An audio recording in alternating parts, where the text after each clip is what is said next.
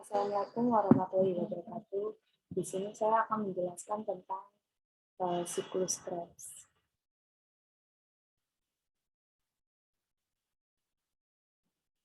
Pengertian siklus Krebs. Apa itu siklus Krebs? Siklus Krebs adalah sebuah rangkaian dari respirasi sel dalam tubuh manusia. Siklus tersebut dinamakan dengan siklus asam sitrat karena menghasilkan rata asam. Jadi tubuh kita semua itu juga menghasilkan rasa asam sitrat. Siapa saja organisme aerobik? Siklus ini terjadi di seluruh organisme aerobik. Organisme aerobik mereka yang menggunakan oksigen untuk mempelajari metabolisme. Siklus Krebs ini siapa ya yang penemunya? Itu Hans Albert Krebs seperti gambar sebelah ini. Itu gambarnya.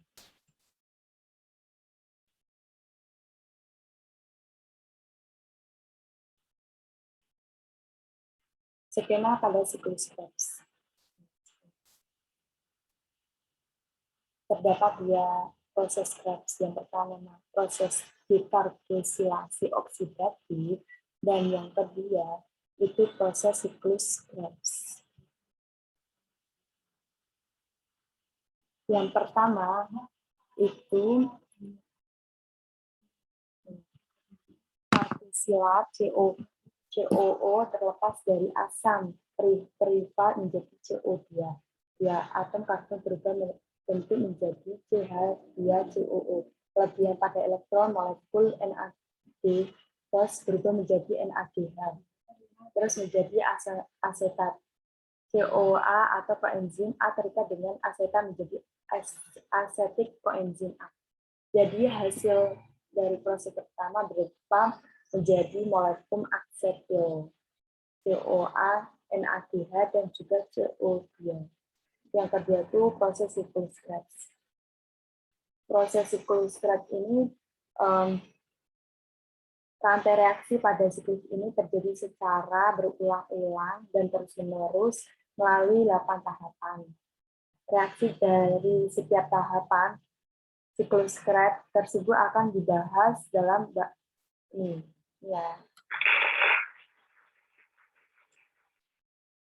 Tahapan siklus Krebs yang pertama itu pembentukan sistrat. Ini tuh tahapan pertama adalah pembentukan sistrat dari gabungan molekul asetil 2 sampai P dengan oksaloasetat. Pembentukan dibantu dengan enzim asam sitrat sitranitase. Tahapan pertama itu yaitu reaksi dimulai dengan pembuangan proton dari golongan CH3 yang berada di aksetil. Terjadi perubahan bentuk CH2. Muatan itu negatif, kemudian gugus berikatan dengan karbon-karbonil C. Proses CoA hilang melalui hidrolis. Nah, hilangnya proses CoA tersebut dapat membuat reaksi kuat menuju ke arah kanan seperti pada gambar. Yang kedua, ini tuh tahapan isositrat. Tahapan kedua ini proses perubahan isositrat terjadi karena reaksi isomerasi di mana air pertama kali terbuang, air bertambah kembali, terjadi pemindahan gugus hidroksil dari satu atom karbon ke atom karbon lainnya yang berada di sebelah. Proses perubahan yang terbantu oleh enzim akonitasi ini akan menjadi reaksi untuk menuju ke tahapan siklus asam sitrat selanjutnya. Terus tahapan yang ketiga itu isositrat dehidrogenase. Itu sebuah oksidasi pertama dalam siklus Krebs adalah tahapan isositrat dehidrogenase. Tahapan tersebut tergantung seperti ini. Tahapan ini perubahan grup karbonil terjadi karena atom karbon yang membawa gugus hidroksil dari tahapan 2. Terus yang keempat itu proses oksidasi itu suksinil sampai CoA. Proses oksidasi kedua yang terjadi pada Kotiklurat darat akan menghasilkan suksinil CoA. Proses ini dijelaskan dalam bentuk gambar tersebut ini. Terus tahapan kelima itu DTP dan suksinate. Suksinil CoA pada tahapan 4 ini diubah menjadi suksinat yang tergambar dalam bentuk ini. Ini tahapan kelima tuh. Reaksi fosforilasi terjadi dalam tahapan siklus yang kelima. Nah, ini molekul ini yang kelima itu molekul fosfa pada daerah sekitar menjadi berganti CoA, menghasilkan energi tinggi beriga. Fosfa molekul perpindahan sedikit. Fosfa melakukan perpindahan, terus menghasilkan DTP itu. Terus ini tahapan yang kelima.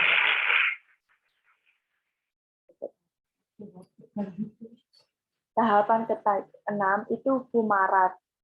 Fumarat itu suksinat dari proses atau tahapan siklus sebelumnya teroksidasi menjadi fumarat. Tahapan tersebut ini keterangan tersebut itu tahapan FAD atau flavin adenin dinocleic menghilangkan 2 atom hidrogen dari suksina. Menghasilkan FADH, enzim suksina merupakan satu kompleks enzim dari bagian sistem rantai transport elektron atau reduksi. Terus yang keenam, ini proses hidrasi. Tahapan ketujuh merupakan sebuah proses hidrasi. Proses tergambar dari tahapan 7 tersebut terjadi penambahan atom hidrogen dalam ikatan ganda karbon CC pada fumarat menghasilkan malat. Terus yang ke-8 ini yang terakhir, tahapan yang terakhir, generasi oksaloat asetat.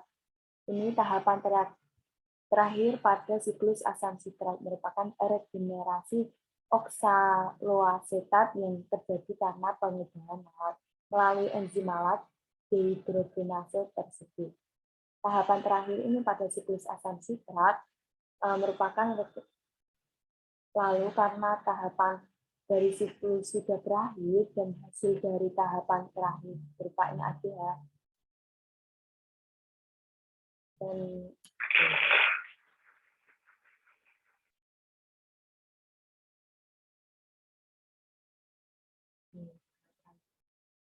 jumlah hasil siklus GAT, jumlah energi ATP yang dihasilkan dalam siklus GAT adalah 12 ATP 3. Nah, ADH sama dengan 9 ATP 1, FAD 2 ATP, ATP 1, ATP secara garis besar dapat kita simpulkan bahwa dari seluruh proses di atas dari 8 tahap itu, siklus GAT bertujuan untuk mengubah asal pil KOA dan H2O menjadi CO2 yang menghasilkan energi tinggi berupa ATP, NADH, dan FADH.